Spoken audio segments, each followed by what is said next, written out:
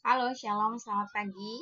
Ya, salam sejahtera bagi kita semua. Salam kenal, salam santun, salam tajim, salam hormat. Assalamualaikum warahmatullahi wabarakatuh. Saya Lina Wijaya akan coba tanggapi satu komentar dari Keisha. Tunjukkan dalilnya bahwa Yesus itu Tuhan. Nah, dalil itu data atau fakta atau bukti berdasarkan kitab suci. Nah, teman-teman, kalau saya bisa balik pertanyaan ini, tunjukkan buktinya bahwa Yesus Kristus itu bukan Tuhan. Kira-kira teman-teman bisa jawab nggak? Ya, ayo dong. Tunjukkan buktinya kepada saya bahwa Yesus Kristus itu bukan Tuhan. Ini menarik ya.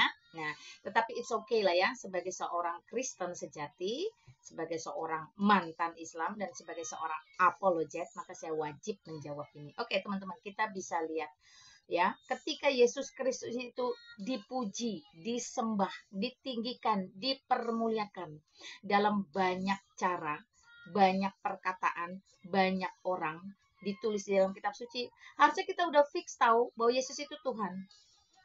Karena Tuhan itu tidak butuh teriak-teriak, wah ya aku Tuhan, wah ya aku Tuhan, sembahlah aku, tidak butuh. Perhatikan itu teman-teman ya. Singa itu tidak perlu teriak-teriak, aku singa loh, takutlah padaku. Enggak.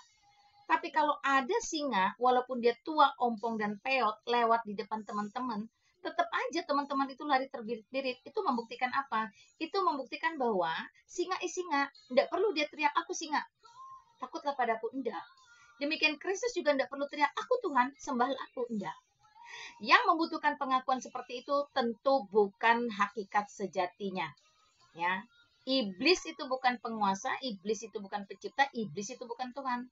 Tetapi iblis di dalam Matius pasal 4 itu dicatat. Dia mohon-mohon, ngemis-ngemis, bahkan suruh Tuhan Yesus itu sembah dia. Jadi kita bisa melihat karakter asli dengan karakter KW. Karakter asli tidak membutuhkan pengakuan. Tetapi karakter asli tanpa diminta sekalipun akan diakui. Tetapi karakter palsu atau KW, dia tetap akan mengharap, mengemis, dan meminta, bahkan mungkin memaksa dengan mengancam orang untuk mengakui jati dirinya. Nah, ini iblis, ini pekerjaan iblis. Aku Tuhan, sembahlah aku, itu pasti iblis, teman-teman ya. Tetapi ketika kamu bertanya dalil, bagaimana kitab suci saya mencatat Yesus Kristus sendiri berinteraksi atau berkata-kata bahwa dirinya adalah Allah, Tuhan, dan Juru Selamat. Mari kita lihat. Yang pertama itu dari perjanjian lama, sekaligus ya membuktikan atau menjawab teman-teman yang bertanya sama. Di dalam Yesaya pasal 43 ayat 11 dan 12 saya bantu bacakan buat kita semua ya. Nah, di situ jelas tertulis, akulah Tuhan dan tidak ada juru selamat selain ya daripadaku. Akulah yang memberitahukan, menyelamatkan, dan mengabarkan. Dan bukannya Allah asing yang ada di antaramu. Kamulah saksi-saksiku, demikianlah firman Tuhan, dan akulah Allah. Ada Allah, ada Tuhan, ada Juru Selamat di dalam diri aku. Siapa aku? Siapa Juru Selamat di muka bumi ini selain Kristus? Halo? Nah, itu ya yang pertama, teman-teman. Dan dia tidak mengatakan di situ kata si Allah. Tuhan bersabda, no. Tapi langsung merujuk kepada dirinya, aku. Ini sangat clear ya, sangat jelas teman-teman. Lalu, apakah di situ butuh pengakuan? Tidak. Ya, sembahlah aku, akulah Tuhan, tidak. Tetapi ditegaskan, akulah Tuhan. Tidak ada juru selamat lain selain daripadaku.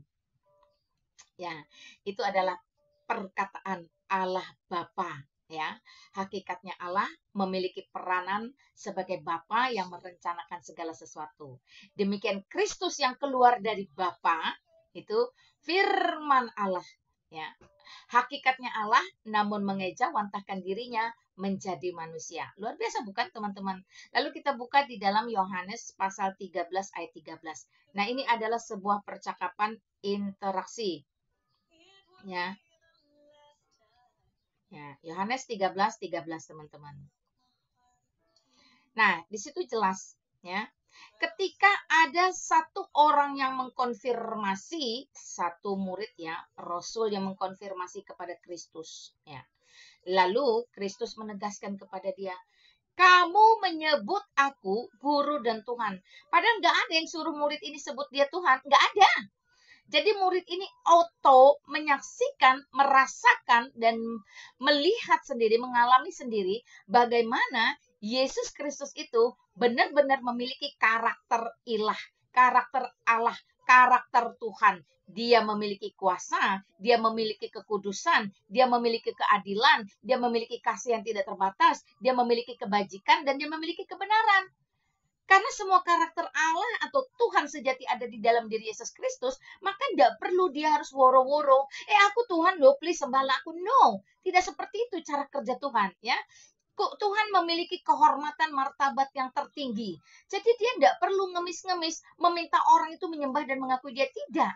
Tetapi di sini jelas ketika ada seseorang yang mengkonfirmasi, mengakui, bahkan mengatakan dengan lidahnya, maka Kristus menjawab dengan jelas, kamu menyebut aku guru dan Tuhan. Dan katamu itu tepat. Sebab memang akulah guru dan Tuhan. Ya, jelas ya teman-teman, kalau kamu butuh pengakuan, butuh konfirmasi, di sini Kristus mengkonfirmasi setelah ada pengakuan dari pihak luar. Nah, ini menarik.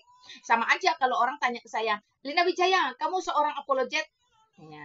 Ya, betul katamu, saya seorang apologet. Nah, demikian teman-teman ya. Jadi, tidak ada sanggahan lagi, tidak ada bantahan lagi, bahwa sejatinya memang Allah yang benar, Allah yang berkuasa, Allah yang konsisten, itu harusnya mampu mengejawantahkan dirinya, menunjukkan keilahiannya melalui manusia bahkan sekalipun. Tidak ada kesulitan, tidak ada keanehan, tidak ada kebingungan.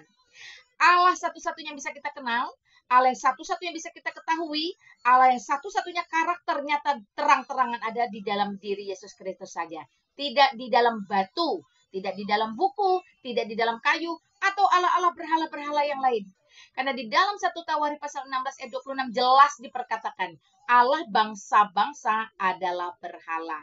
Tetapi Tuhanlah, ya di sana Tuhan dengan seluruh huruf kapital merujuk kepada Allah Tritunggal Maha Kudus atau Adonai atau Elohim atau Bapa yang menciptakan langit dan bumi.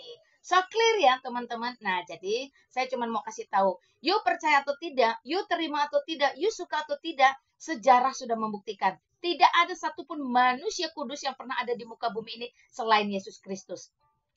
Tidak ada manusia yang berkuasa di muka bumi ini dalam sejarah peradaban manusia selain Yesus Kristus. Dan tidak ada pula orang di muka bumi ini satu-satunya yang cuman mati itu 3 hari hanya karena dia ingin memberikan nyawanya. Kemudian dia mengembalikan, bangkit dari antara orang mati.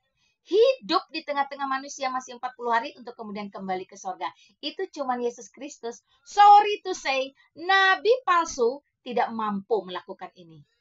Jika yang asli saja tidak mampu, apalagi yang palsu.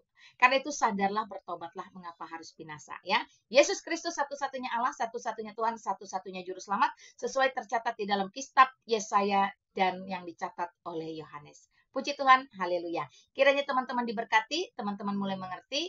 Salam santun, salam kenal, salam hormat. Assalamualaikum warahmatullahi wabarakatuh. Salam sejahtera bagi kita semua. Kristus, sumber hikmat, bijaksana, pengetahuan, akan membuat kamu memahaminya. Amin.